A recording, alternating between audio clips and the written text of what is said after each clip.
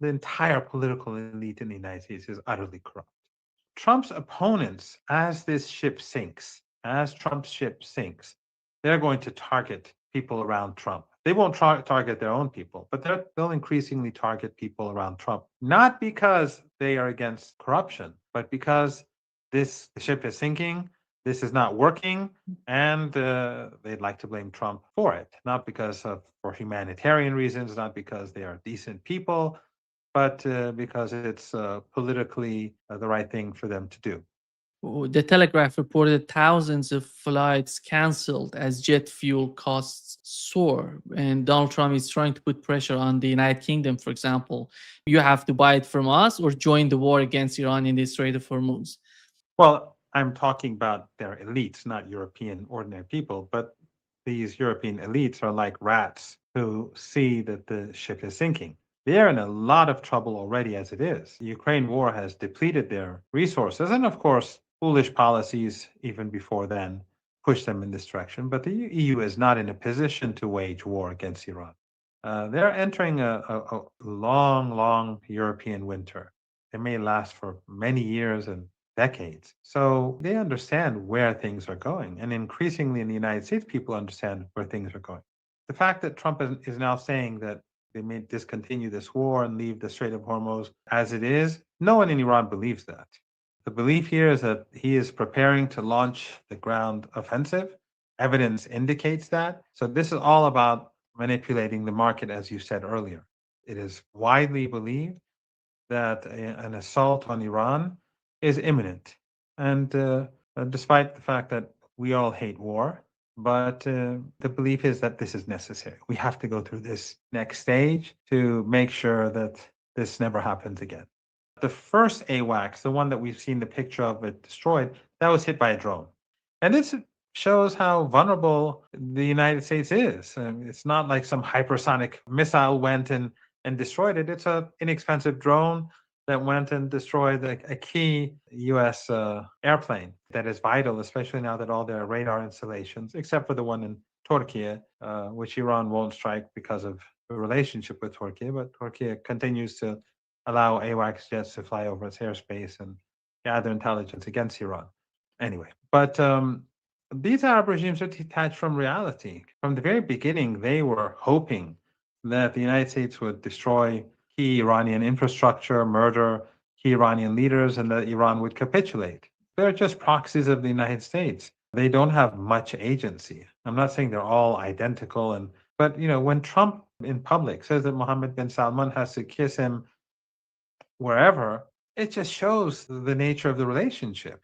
So it's not as if Mohammed bin Salman convinces Trump to do something. Trump is in a commanding position in this relationship. So what he says is probably going to be in line with Trumpian thinking, whatever that may be, because it changes from minute to minute. So these regimes are not stable. They're not very, their leaders are not very bright. Mohammed bin Zayed is not a very bright person. He's not a very smart person. I know some of the people around him. I've spent lots of time with at least two of them. They're not very smart. They live in their alternative universe, and because of they have so much, they've accumulated so much wealth for themselves, and they give lots of handouts to the Wahhabism, for example, and this the extremism and this Takfiri ideology has been funded by these regimes, Saudi Arabia and Qatar in particular. In recent years, Qatar has done more than anyone else, but in the past, it's historically been Saudi Arabia that leads through its these massive networks of religious centers that they have, media outlets that they have, but none of them work independent of the empire. All of them are in full coordination with the empire. The Emirates, everything that it does in Yemen or in Sudan, it's done in coordination with the Israeli regime. There may be differences in their policies with one another, but they're all in the Western camp. That's how Wahhabism was spread through extremist groups in Afghanistan and Syria and Iraq and Libya. And they use these terrorists, Qatar especially, helped fund these terrorists, and sadly, the Erdogan to bring down the Libyan government. Syria is more famous instance because it took so long to the West and the United States to bring it down and install a puppet regime. But Libya was came first. So they are not independent actors. They may be affiliated to different people in the West, in the United States. Their lobbies are not the same. And the Emirates lobby certain sector of people in the United States that lobby for them. They fund them, they promote them, think tanks, centers at universities. Qatar has a different set of people. Often they're in conflict with each other. But at the end of the day, none of them work outside the realm of the US camp. We're told that it was the head of Mossad that convinced the United States to get involved in this war and that Iran would immediately collapse. They mythologize their own capabilities. Iran has been fighting for over a month now against this huge coalition. Some are directly involved, like these dictatorships. Some are less involved, but still involved, like the regime in Baku or Erdogan in Turkey. Some are indirectly involved because they're firmly in the US camp, like the Europeans. They don't want to get involved militarily because they know it will hurt them more and they're already in deep trouble.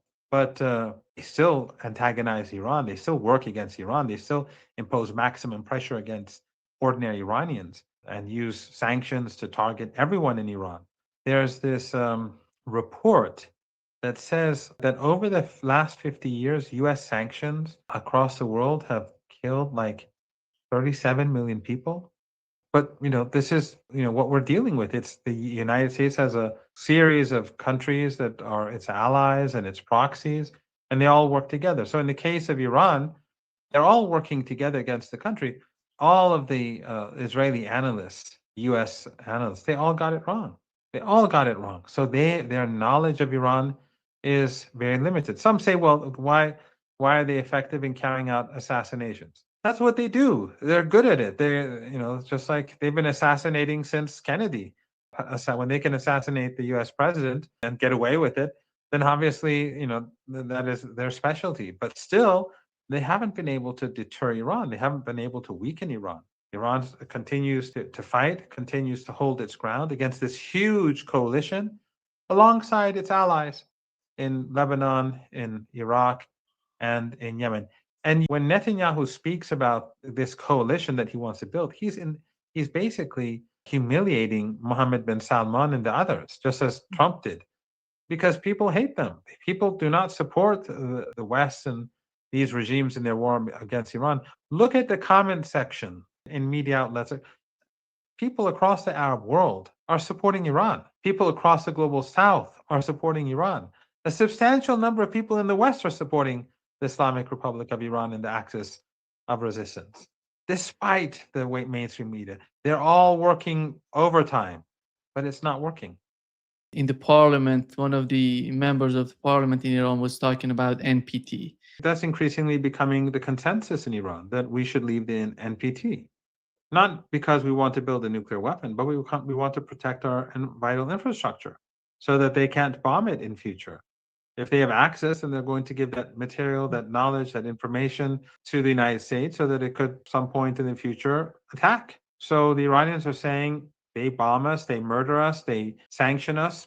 We have nothing to lose. So let's leave the NPT and build our own infrastructure where they can never find it. And it's not very difficult. I think Professor Posel on your program and elsewhere has explained how technologically advanced it is, Iran, and how easy it is for Iran with the new technologies. I mean, the world is changing, Nima, by the hour. You have AI now, you have swift advances in the new technologies. So for Iran, it's not like before where you had to have these huge centrifuges. And now you have much more advanced centrifuges. You can enrich uranium and do many other things. I mean, the nuclear industry. I mean, cancer patients in Iran need. And by the way, one of the pharmaceutical companies that were bombed, they were producing cancer medicine for cancer patients.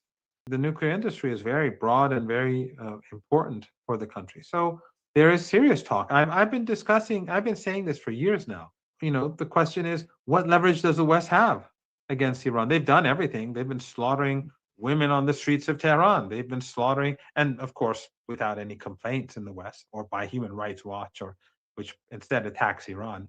But I think that's the direction we may be going in. They murdered, I think, in 2 attacks, they've murdered 10 Iranian diplomats. Has the UN said anything about it? Have Western diplomats in Lebanon said anything about it? No, they don't care.